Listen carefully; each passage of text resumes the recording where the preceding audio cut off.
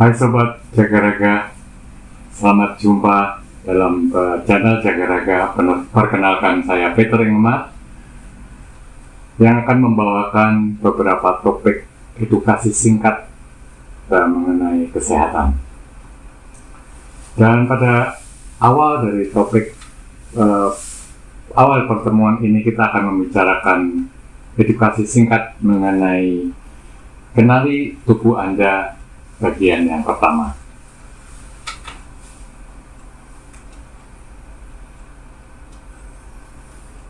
Tahukah Anda bahwa ada satu kecerdasan yang mengatur dan menggerakkan tubuh Anda? Tentu saja Anda tidak sadar bahwa ada kesadaran yang sangat tinggi yang mengatur dan menggerakkan tubuh Anda, karena hal tersebut sudah ada semenjak kita lahir. Dan kecerdasan tersebut menjaga keseimbangan fisiologikal kita dengan cara mengorganisir seluruh bagian tubuh kita untuk bekerja sama sehingga terjadi kesinambungan, keseimbangan, maksud saya. Dan semua keseimbangan itu menuju ke set point. Artinya, set point adalah keadaan normal. Contoh, suhu badan manusia adalah 36 derajat Celcius. Itu adalah set point untuk suhu badan. Dan tekanan darah manusia, set point-nya adalah 120/80, di mana 120 adalah sistolik dan 80 adalah diastolik, waktu keadaan jantung beristirahat atau tidak memompa. Kemudian bagian tubuh tadi berkomunikasi, saling berkomunikasi antara organ tubuh yang semuanya dikoordinasi oleh yang namanya hipotalamus. Itu adalah pusat kelenjar yang ada di otak bagian manusia bagian bawah, di mana dia akan berhubungan langsung dengan organ-organ endokrin lain, dengan kelenjar endokrin lain yang akan menghasilkan hormon. Dan bagaimana cara komunikasi antar organ manusia? Itu terbagi menjadi dua. Yang pertama secara cepat, yaitu melalui sistem saraf. Sistem saraf manusia terbagi menjadi dua bagian, yaitu sistem saraf pusat yang terdiri atas otak besar dan sumsum tulang belakang, dan juga terjadi melalui sistem saraf tepi yang kedua, di mana sistem saraf tepi terbagi juga menjadi dua bagian lagi, yaitu sistem simpatis, di mana sistem simpatis ini bekerja pada waktu Anda mengalami stres, baik itu melalui physical stress atau physiological stress. Yang kedua adalah sistem saraf parasimpatis yang kebalikan dari saraf simpatis, yaitu terjadi pada waktu Anda rileks. Dan apabila sistem simpatis bekerja, maka kondisi tersebut dinamakan atau disebut kondisi fight or flight. Dan apabila sistem parasimpatis yang bekerja, maka kondisi tersebut akan dinamakan rest and digest mode. Kemudian bagaimana sistem komunikasi secara lain selain secara cepat, yaitu secara lambat. Secara lambat seperti saya katakan tadi, digerakkan oleh sistem kelenjar endokrin. Kelenjar endokrin dengan cara hormonal. Hormonal dibawa melalui darah, maka memerlukan waktu yang lebih lama untuk mencapai organ-organ tubuh yang lain. Tetapi biasanya perubahan yang terjadi juga akan menetap untuk waktu yang lebih lama. Kemudian kita akan membahas mengenai homeostatis. Karena keadaan atau kondisi di luar tubuh itu selalu berubah, maka dari itu tubuh kita juga harus membuat penyesuaian-penyesuaian agar keseimbangan di dalam tubuh itu tetap terjadi.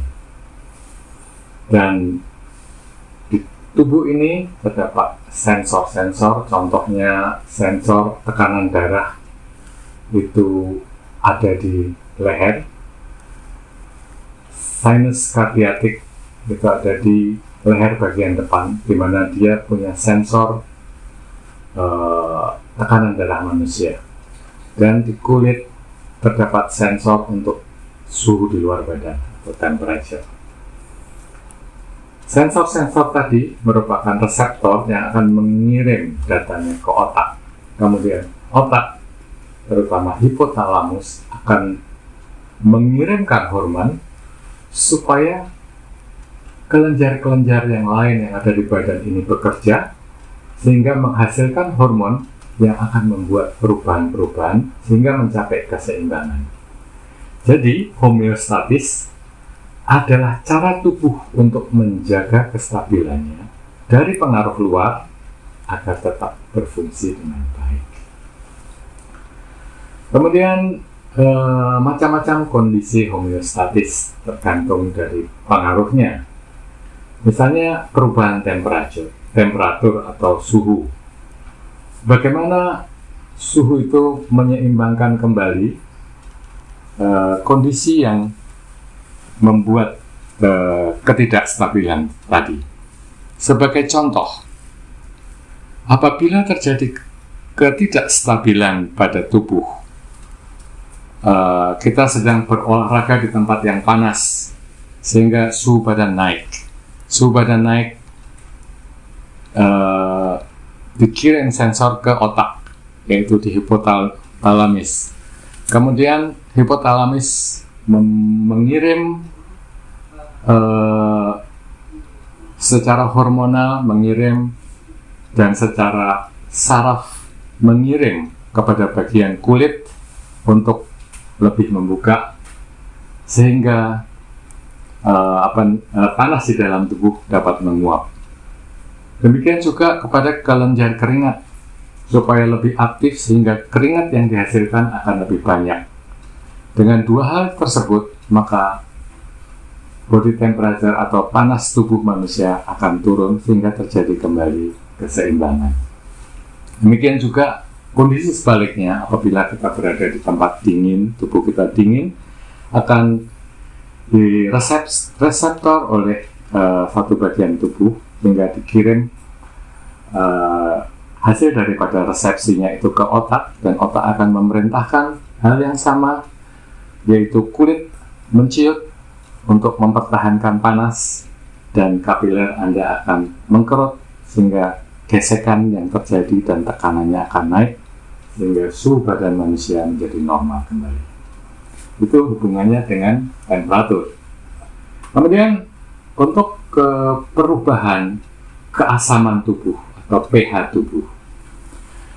Pada perubahan keasaman tubuh ini menjadi asam dan basa sangat dipengaruhi oleh karbon dioksida sebagai sisa daripada metabolisme. Apabila tubuh Anda terlalu asam atau disebut respiratory acidosis, di mana apabila tubuh kita merespon terhadap kekurangan kelebihan keasaman, maka otak akan merespon dengan memberikan stimulus kepada CSF.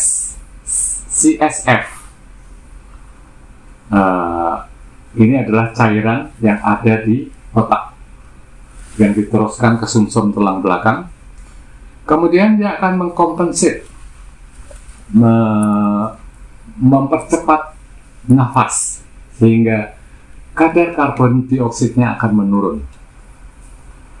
Dan renal compensation ini terjadi di ginjal manusia, di mana ion hidrogen akan dilepas dan membentuk ion bikarbonat. Dan dari kedua hal tadi, berkurangnya konsentrasi karbon dioksida dan berkurangnya ion hidrogen dan bertambahnya ion bikarbonat, tubuh akan kembali menjadi asam sehingga keseimbangan itu terjadi. Demikian pula dengan sebaliknya. Untuk respiratory acidosis atau tubuh menjadi asam biasanya lebih sering terjadi daripada respiratory alkaliosis atau tubuh menjadi basah. Kemudian kita bahas mengenai perubahan tekanan darah. Perubahan tekanan darah terjadi seperti saya bicarakan tadi apabila baroreseptor yang ada di carotid sinuses yang ada di leher bagian depan manusia, di situ ada sensor tekanan darah, meneruskan ke otak, kemudian otak akan memerintahkan kepada jantung untuk menambah detaknya, dan juga kepada saraf-saraf kapiler untuk lebih menyempit atau mengencang sehingga tahanannya atau tekanannya akan naik dan terjadilah tekanan darah yang naik sehingga terjadi keseimbangan. Demikian juga untuk darah yang tekanan darah yang naik. Kemudian kita akan bahas mengenai perubahan kadar gula darah. Apabila terjadi perubahan keseimbangan dalam kadar gula darah, ambil contoh gula darah meningkat. Gula darah meningkat, maka pankreas atau sel B pankreas akan merespon kondisi ini dengan melepas insulin, dan insulin merupakan satu kendaraan bagi glukos hasil daripada makan, kemudian akan dikirim ke sel sebagai tempat penyimpanan, dan apabila sel itu penuh, maka sebagian akan dibawa ke hati untuk merubah glukosa menjadi glukogen. Kemudian kadar gula di dalam darah hasilnya akan menurun karena dua hal tadi, dan kondisi kadar gula darah menjadi normal kembali, yaitu set point-nya adalah 90 sampai 100 mg per liter.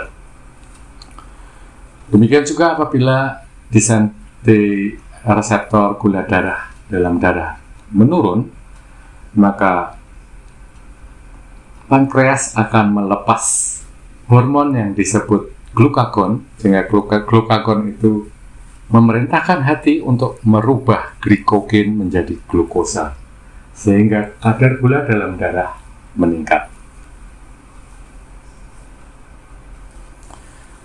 Nah, saudara-saudara, sobat yang tercinta, kita akhiri bagian pertama, dan kita akan masuk ke bagian kedua untuk membahas kecerdasan dalam tubuh.